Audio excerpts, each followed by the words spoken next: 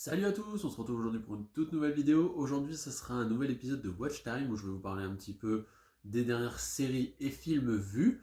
Donc ces dernières semaines, donc l'épisode 1 remonte déjà un petit temps. On va essayer de faire un deuxième épisode un petit peu plus fourni avec beaucoup de diversité. Et allez, on commence tout de suite, c'est parti.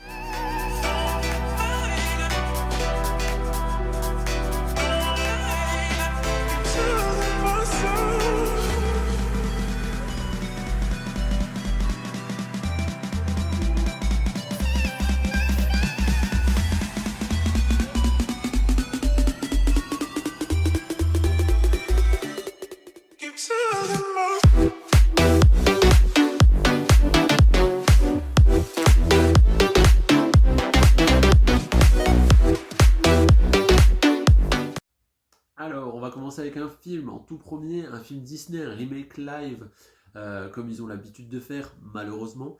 On va parler de La Petite Sirène. Alors, La Petite Sirène qui a eu déjà un bad buzz assez monumental au moment de l'annonce des acteurs, où ils ont pris une actrice noire pour incarner Ariel. Bon, en soi, on s'en fout, vous allez me dire, c'est vrai. En ayant vu le film, effectivement, ça n'a pas du tout été dérangeant en soi. Je veux dire que c'est même, elle est très bien dans le rôle, franchement, super. En soi, c'est pas un mauvais film, il est très fidèle au dessin animé, mais dans ce cas-là, pourquoi faire un remake live? Aucun intérêt, il y a une chanson qui diffère, c'est tout. Les plans sont limite calés, c'est quasiment les mêmes plans que le dessin animé, voilà, je n'ai pas trouvé ça très intéressant. Ça passe, si vous avez jamais vu La Petite Sirène, pourquoi pas, mais honnêtement, si vous avez déjà vu La Petite Sirène, ben n'en regardez pas ça. C'est juste un copier-coller, voilà, sans la saveur de l'époque avec Polochon qui est, comme c'est vraiment un vrai poisson, bah, c'est très bizarre. Pareil pour Sébastien, tout est assez étrange. Même au niveau de Ariel, je trouve que les effets spéciaux sont pas terribles. Au niveau des cheveux, l'effet des vagues dans l'eau, etc. Je trouve que tout fait cheapo, c'est un peu. Pourtant, je pense qu'il y a quand même du budget, mais franchement, j'ai pas trop accroché.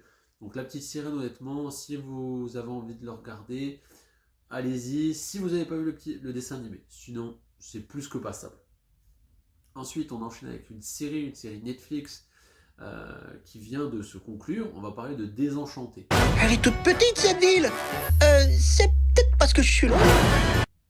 Alors, Désenchanté, c'est une série faite par Matt Groening, qu'on connaît pour Les Simpsons, évidemment, sa grosse série, et Futurama. Ça, pour moi, c'est au-dessus. Donc, voilà, Futurama surtout, pour moi en tout cas.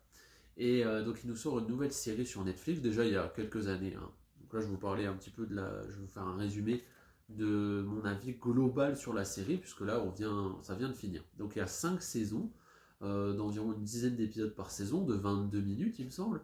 Donc ça passe quand même assez vite, c'est un format qui est assez classique pour lui. Qu'est-ce que c'est? On est dans un royaume qui est plutôt médiéval, fantastique, où on a des elfes, etc., des nains, des autres sortes de bêtes, enfin bref, il y a beaucoup de trucs. Et il y a un côté aussi un peu steampunk avec justement le début de la modernité, des inventions avec des trucs qui volent, vous voyez, vraiment ce style un peu steampunk. Donc on a Bid, qui est le personnage principal, qui est en fait la fille du roi d'un royaume de Dreamland, exactement. Et on va suivre ses aventures qui vont la mener dans plein d'endroits différents, avec plein d'aventures, etc.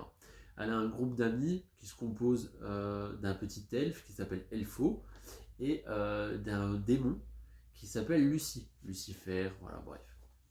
Donc voilà, c'est vraiment une série humoristique, assez courte, assez marrante, honnêtement. Les premières saisons, je trouve ça vraiment intéressant. La première était plutôt pas mal, même si elle prenait son rythme, on va dire, c'était encore un petit peu lent, etc. Mais il y avait déjà des bonnes idées, etc. Pour moi, la 2 et la 3 sont les meilleures, où vraiment on a beaucoup de retournements de situation, beaucoup de dénouements d'intrigues, etc. Il y a des personnages qui émergent et qui font vraiment le boulot. Et au fur et à mesure, 4, ça s'essouffle, et 5, ça a été un cauchemar à finir, honnêtement. J'ai vraiment trouvé la saison extrêmement longue, qui part un peu à volo. Ils ont voulu un peu conclure vite fait. Beaucoup de nouveaux éléments qui entrent en compte que je n'ai pas apprécié. Donc voilà, si vous avez vu la série, n'hésitez pas à me dire dans les commentaires qu'est-ce que vous en avez pensé. En tout cas, pour moi, la saison 5, déjà, c'est un gros échec. Je l'ai trouvé vraiment pas terrible du tout. De manière générale, c'est une série qui est moyenne. Honnêtement, il y a des hauts et des bas. ça vaut pas les Simpsons, ça vaut pas Futurama, loin de là. C'est moyen. Voilà, c'est moyen. Si vous avez envie de regarder un petit peu, regardez saison 1 et 2, vous aurez déjà une bonne idée de la série et si ça vous plaît ou non. Bon, voilà, j'en garde un. J'ai bien aimé, mais c'était pas si ouf que ça. Ensuite, une autre série. Là, on passe sur Disney+. Donc, c'est une sorte de soft reboot, remake, dans le même univers. On sait pas trop exactement ce que c'est. On va parler de How I Met Your Father. Une série qui est plus ou moins un reboot, spin-off, entre les deux, de How I Met Your Father. Évidemment, beaucoup plus connu, sitcom, épisode aussi de 20 minutes. Je crois qu'il y a 20 ou 24. Là, ils ont déjà fait des épisodes beaucoup moins d'épisodes. Je crois qu'il y a la saison 1, il y a 14, je crois. Et la saison 2, c'est 18, il me semble. Je vous dis pas de conneries. En tout cas, c'est pas aussi long que How I Met Your Mother. Avec Hilary Duff dans le rôle principal. Et c'est un peu le même principe, comment j'ai rencontré, mais ce coup-ci ton père, au lieu de ta mère. Bon, voilà. Ça patauge dans la semoule dès le début, c'est très passable, très moyen. Les seuls épisodes qui montrent un petit peu d'intérêt, c'est quand ils appellent le cast original de How I Met Your Mother pour venir vraiment faire des pointes d'épisode. Vous voyez, il passe 10 minutes, des fois il y a Robin dans un épisode qui est quasiment tout un épisode. C'est des épisodes qui sont intéressants, ça apporte du background au personnage et tout ça, mais il n'y a aucune attache, quoi. Il arrive on s'en branle, mais on s'en branle, aucun intérêt. Donc il y a eu 2 saisons et ça a été officiellement annulé par Disney+, et je comprends pourquoi, parce qu'honnêtement, il n'y a rien, quoi. Il y a même l'humour est plus que passable. Plus que passable. Donc c'est le même principe. On a un groupe d'amis avec des histoires d'amour, des persos extérieurs qui vont faire des rencontres, etc. Et on va essayer de deviner avec qui elle va finir pour savoir qui est finalement son père. Voilà. C'est tout simplement ça, avec une narratrice, etc. Vraiment la même que How I Met Your Mother. Sauf que c'est un échec. Franchement, un gros échec. Ne regardez pas. Disney+, ils peuvent l'enlever de leur catalogue. Il y a des films qu'ils ont enlevés qui étaient beaucoup mieux que ça. Donc vous pouvez largement baquer ça. Ça n'a aucun intérêt. Aucun intérêt. Ensuite, on repasse sur une autre série, mais ce coup-ci sur Netflix. On revient. On va parler de Sex Education. Si pour commencer, vous me racontiez votre plus ancien souvenir concernant votre scrotum. Non, crois-moi, t'aurais détesté. Non. Sex Education, qu'est-ce que c'est? C'est aussi une série un peu plus teenage, hein, là, clairement, qui nous fait découvrir un personnage principal qui s'appelle Otis, que sa mère est sexologue, et lui, avec son background, sa vie, etc., eh ben, il va faire sexologue au lycée, tout simplement. Donc c'est plutôt sympathique, honnêtement, la première saison met vraiment bien le personnage en avant, etc. Au fur et à mesure, on développe, lui, son groupe d'amis, les autres de son lycée, etc. Donc franchement, très, très bon, hein. C'est vraiment une excellente série, ça, il n'y a pas à discuter. C'est plutôt varié, c'est vraiment actuel, où on parle de gays, de trans, etc., des non-genrés, enfin bref. Beaucoup de choses, ça passe très bien, c'est très humoristique, ça se prend pas au sérieux, ça parle de tout. Voilà, je vous dis, c'est très teenage. Si vous n'aimez pas tout ce qui est un peu pour les jeunes, franchement, passez votre chemin, je pense que vous n'allez pas accrocher. Saison 1, 2, 3, excellente. Donc franchement, vraiment, ça monte crescendo, on a beaucoup de nouveaux personnages, beaucoup d'intrigues qui avancent, etc.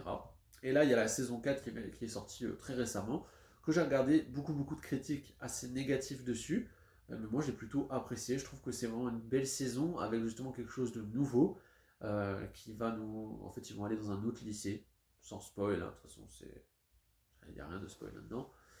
Ils vont aller dans un autre lycée, il va leur arriver d'autres choses et on va finir justement cette histoire dans ce nouveau lycée, etc.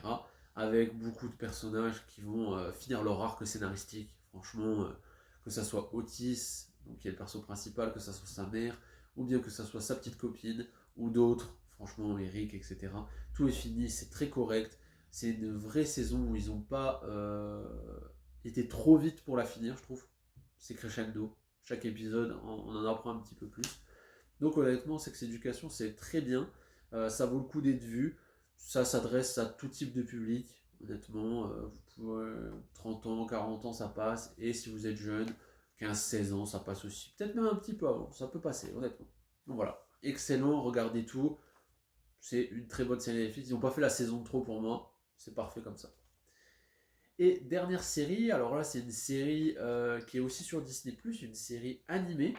On va parler de X-Men. Professor Xavier's School for the Gifted. All of us here are mutants, like yourself. We X-Men learned something very special. Alors X-Men ou X-Men 92, hein, c'est plus ce nom-là qu'on a retenu. C'est une série sur les X-Men d'animation, évidemment, fait en 92 et dont ils ont annoncé une suite reboot. On ne sait pas encore trop, Disney+, ils ont annoncé suite, mais bon, vu les visuels et tout ça, on ne sait pas trop. Qui va sortir début d'année prochaine. Donc je me suis dit, c'est l'occasion de me mater déjà ce qu'il y a sur Disney+. Alors déjà, mauvaise surprise, sur Disney+, on n'a que 2 saisons. Or, il y a 5 saisons qui ont été disponibles sur cette série X-Men 92. Donc il y a un plus de 70 épisodes. Moi, au final, j'en ai vu que 25, quelque chose comme ça, 25-26. Donc voilà, je vais vous parler déjà des 2 premières saisons, parce que le reste, je ne l'ai pas vu, et honnêtement, pour le trouver, c'est pas évident. Il n'y a pas vraiment de coffret intégral, c'est que du téléchargement, hein. Sinon il n'y a pas vraiment moyen de le voir. Donc moi je vais vous parler déjà des 2 premières saisons. Donc franchement, dans les X-Men, j'ai que le background des films. Je connais pas plus que ça le roadster, etc., les histoires. Donc, c'est très bien, je vais juste rester sur ça. Donc on a Wolverine, Cyclope, la Bête, etc., Jean, Tornade, enfin bref. Tous les gros persos de l'univers X-Men sont présents dès le début. Et donc voilà, c'est très sympa, honnêtement, il y a une intrigue qui est quand même pas mal foutue. Les épisodes se suivent sur certains points, puis il y a des épisodes qui sont un petit peu séparés du reste, où c'est vraiment des espèces de petits spin-offs, on va dire. Intéressant, le style graphique très sympa aussi pour l'époque, on voit que c'est du 92, c'est de l'animation à l'ancienne, mais qui est très propre, qui passe encore en 2023 et qui passera en 2024 tranquillement, donc il n'y a pas de souci. La VF est plutôt correcte aussi, voilà, franchement c'était un bon divertissement, moi j'ai plutôt bien aimé cette série.